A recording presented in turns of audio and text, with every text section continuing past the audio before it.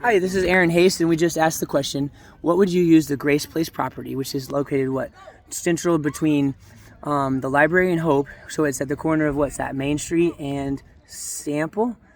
Western. So this is the southwest corner, and they used to have a food pantry, but ever since it was broke into, they just gave up, and they said they didn't do food pantry anymore? Okay, so we'll find that out later, but here you go. So you are, what's your first name? Robert. Okay, so this is his answer. I would like to see it be turned into like a shelter. Okay. That would be, long as you're trying to improve your life, have drug tests done in there and be able to show that you're trying to improve your life, and then maybe have some kind of, some kind of other way of helping people get in housing. Okay. From that kind of a shelter. So sort of like a triage center? Like a resource center, like they say, you come in and they interview you and you say, hey, what do you need? What do you not have? What do you have? What do you not have? And how can I help you get there? Help you draw a map maybe to it? Yeah, and okay. Then on top of it, I would, maybe put like a little food pantry back in there again. Or right here. Yes, sir. Most of the homeless people, that if they need, food, so they can go somewhere else, like wherever, like stuff like this is not happening at the moment, they can always go down there and get some kind of... I don't have, it's like a central, we need a freaking central communications board. Like I see like a 24-hour screen that goes through, like when I was at IU Bloomington, I noticed that they have like the screen flashing all the events. And if you log into that site with a QR code, and most people have phones, but if they don't, they just watch all the events and they know what they need to go to, and they'll say like, happening today, blah, blah, blah. And they have those things first so that we know what the hell to do, because a lot of us lose phones on a daily basis. And by us, I mean the underhomed community.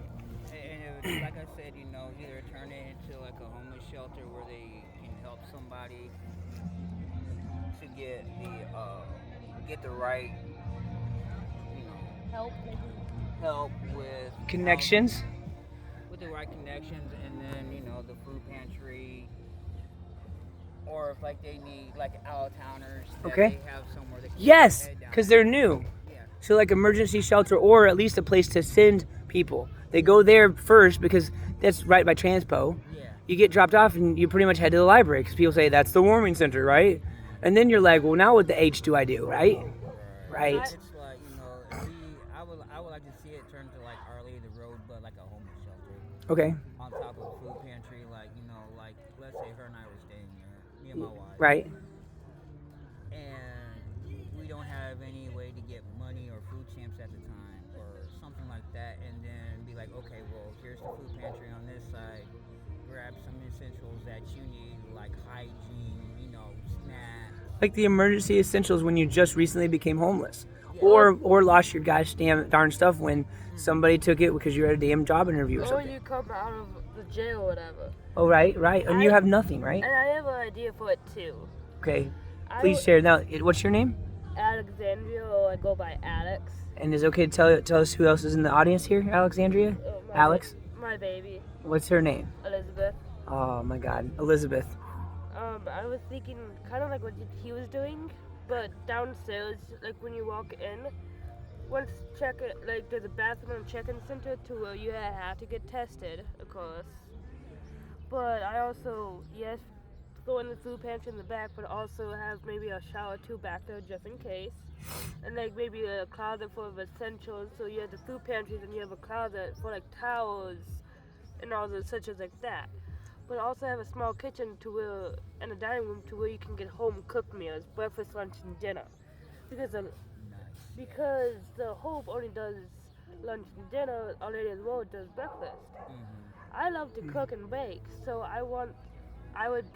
I own the building, I would have a small kitchen to where I would make homemade cookies, so if people had low sugar, they can have cookies throughout the day. See, I've been dying because I'm an artist and a farmer, and I get up at 2:22 a.m. every day, and I do like 3 to 6 creator time. A lot of people call it God time, quiet time. I don't like the sound. I love God time and quiet time, but I hate the sound of it because it doesn't give me the the motivation. Yeah, the motivation. Thank you. And so I am so freaking starving by the time I get to Our Lady, for example. They don't serve till 9:30, and I've been up since, say, 2:30. That's what, 7 hours? Yeah.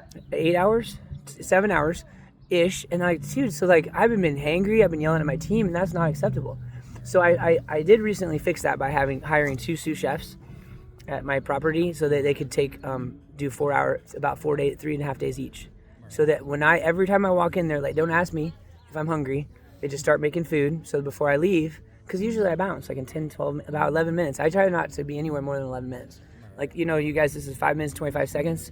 That means you're half out of time. Okay, so we're going to cut. But are you willing to go on camera? Yeah. Okay, so this is Alex, or Alexandria, and she has a daughter. How old is your daughter? Not even 4 months yet. She's less than 4 months, guys. When was she born? December. So she was one of the last babies born in 2024. So that means, is this your first? Yeah. And you never forget your first. Come on now. Now I'm going to make an announcement, public announcement. Probably, this isn't set in stone, around 5:05 p.m. Definitely at a time. But this first Friday, they already had a venue booked for like 8 o'clock concert. So I needed to go book it earlier. But then I remember my factory homies, they go to bed early. So I'm thinking 5:05 for the corporate executives downtown. They get off work, they can go to a comedy club, at the new comedy club at Cool Runnings. We don't think of it as a comedy club, but if there's a comedian there, it's a comedy club. Yeah. So I'm going to be there on Fridays at 5:05, probably till further notice, until I travel to Zambia and to Nashville and stuff like that. So I just wanted to give that plug out. It's going to be called Factory Friendly Fridays at 5:05. And so that's a good place to get alive.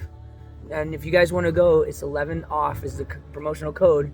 And of course, the baby's welcome, and it's a bar and grill, but the baby can't understand it, so it's okay. Yeah. But it's not a kid show; it's a factory-friendly show. But you guys would qualify. Obviously, under 4 would not be able to understand. So come all. It's called the Cussing Christian Comedian is going to be there. Yours truly, Aaron Haste. Now it's going to be called the Hog Roast of Christianity. The Hog Roast of Christianity is our topic. Okay. So and rap. Let's cut.